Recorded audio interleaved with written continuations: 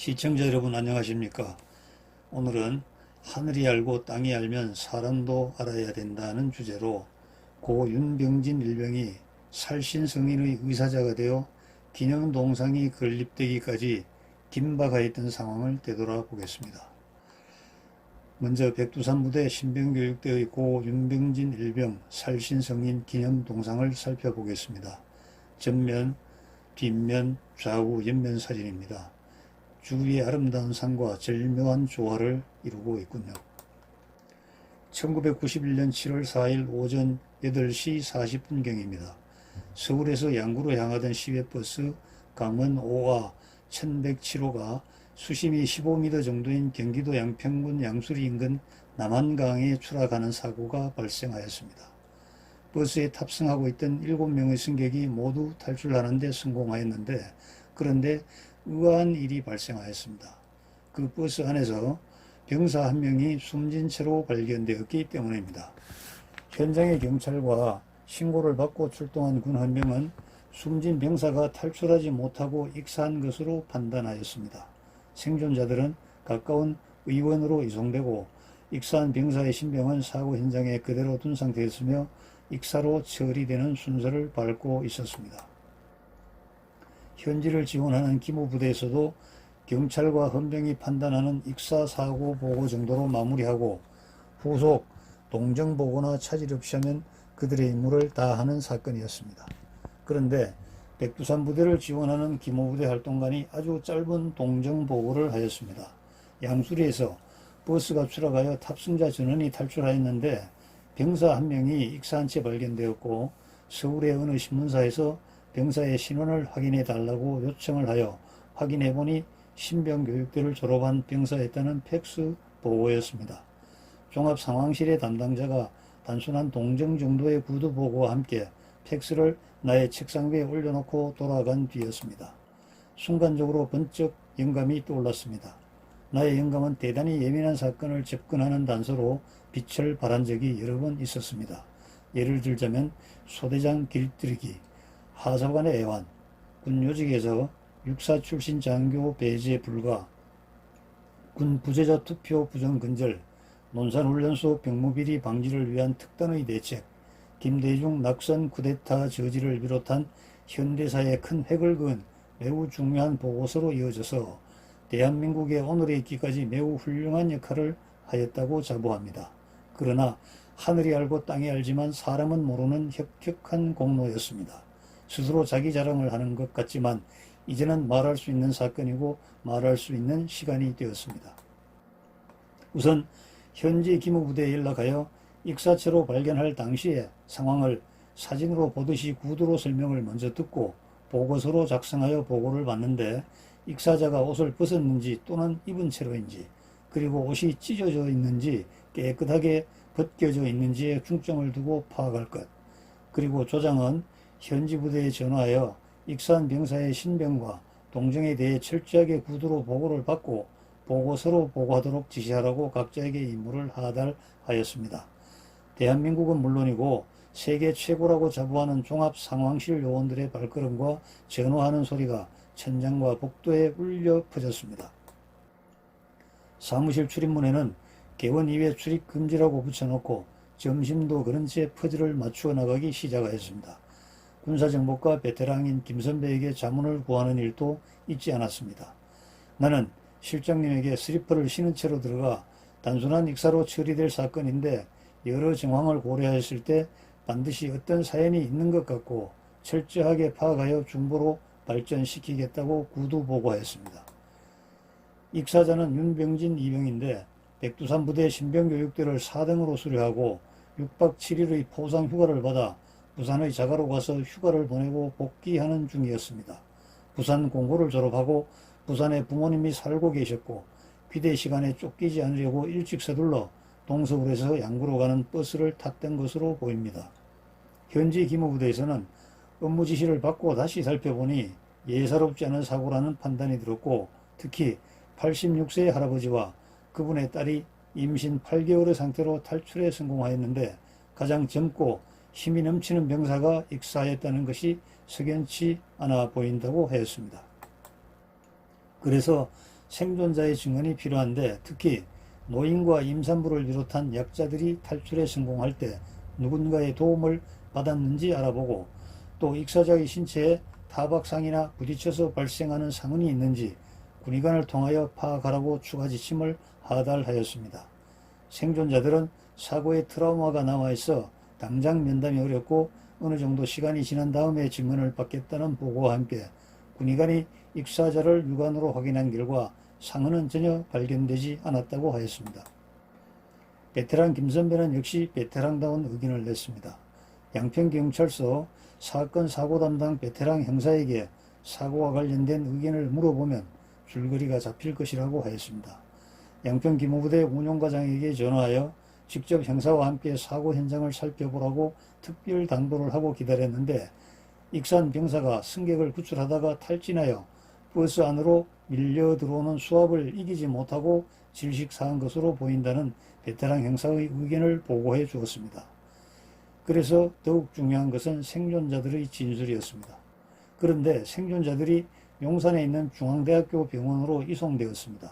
시골의 의원에서 사고 후유증을 우려하여 큰 병원으로 이송하여 검사를 받아보는 것이 좋겠다는 의견을 제시하였고 사고 버스 회사에서 배려하여 이송한 조치였습니다.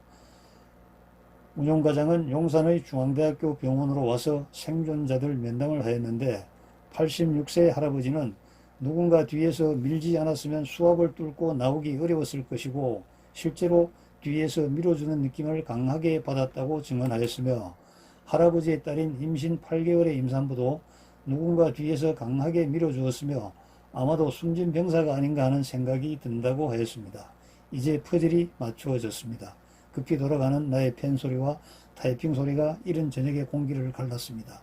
왜냐하면 국방부 기자실의 원고 마감 시간 전에 보내야 했기 때문입니다. 절차를 밟아서 결재를 받고 국방부 기무부대로 문서를 보내서 기자실에 전해지게 하였습니다.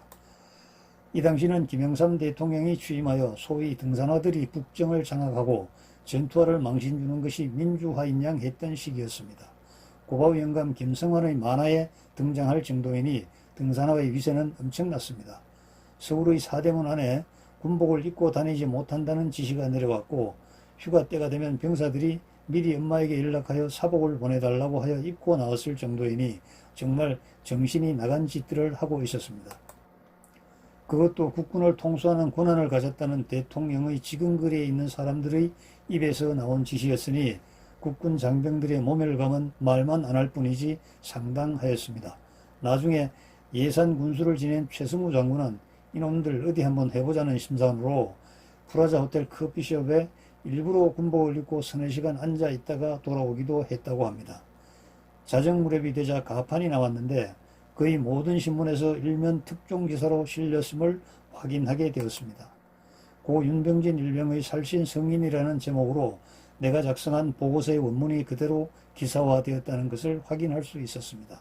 만약 여러분이 이런 엄청난 일을 하였다면 기사를 보는 순간의 기분은 어떠하였을까요?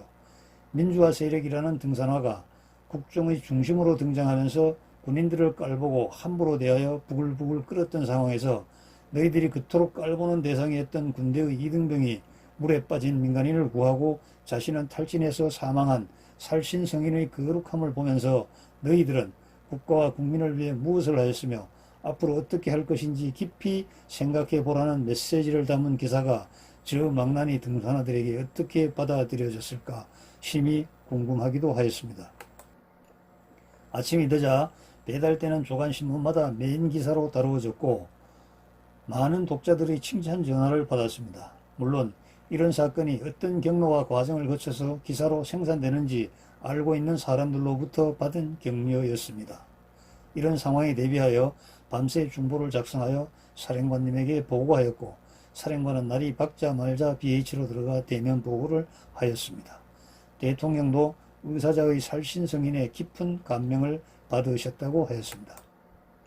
그 후 많은 성금이 답자하였고 국방부에서는 살신성인 고 윤병진 일병의 부모에게 전달하였으나 부모는 윤일병의 모교의 장학금으로 기탁한 사실이 알려지게 되어 감동을 받은 많은 국민들의 성금이 답지하였고 고 윤일병이 훈련을 받았던 신병교육대에 동상을 건립하여 살신성인의 뜻을 기리게 되었습니다.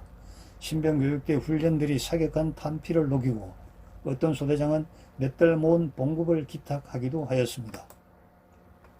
이런 정성을 거쳐서 단순한 익사로 처리될 뻔하였던 사고가 국군을 비롯한 국민의 가슴 속에 파고드는 살신성인의 거룩한 의사사고로 결정되었습니다. 그 당시 예리한 통찰력과 감각이 불타지 않았더라면 그려내지 못하였을 모자이크 퍼즐을 개원 모두가 능력을 최대한 발휘하여 맞추게 된 것입니다.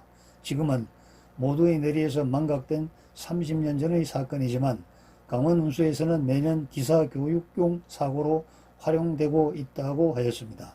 지난 3월에 백두산 부대를 찾았으나 코로나로 인하여 출입이 제한되어 보지 못하고 발길을 돌려야 했습니다. 추적추적 비는 내리는데 병력 감축으로 인한 부대 통폐합으로 신교대가 아닌 다른 부대가 들어와 있었습니다. 담벼락에 기대어 목을 길게 빼고 고 윤병진 일병의 동상을 보려고 여러 번 시도하였으나 여의치 않아 포기하였습니다. 그 후 여러 자료를 통하여 사진을 모으고 기억과 비망록을 들추어 기록 영상으로 만들 수 있게 되었습니다. 하늘은 알고 땅을 알지만 사람은 모르는 사건들이 많이 있습니다. 그중 하나가 바로 고 윤병진 일병의 살신성인을 기리는 동상 건립과 관련된 비하인드 스토리입니다.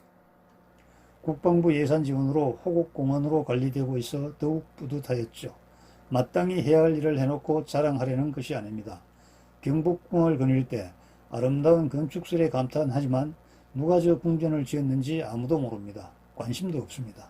정조대왕은 수원에 화성을 건축하면서 머릿돌에 석공들의 이름을 새겨놓게 하였습니다.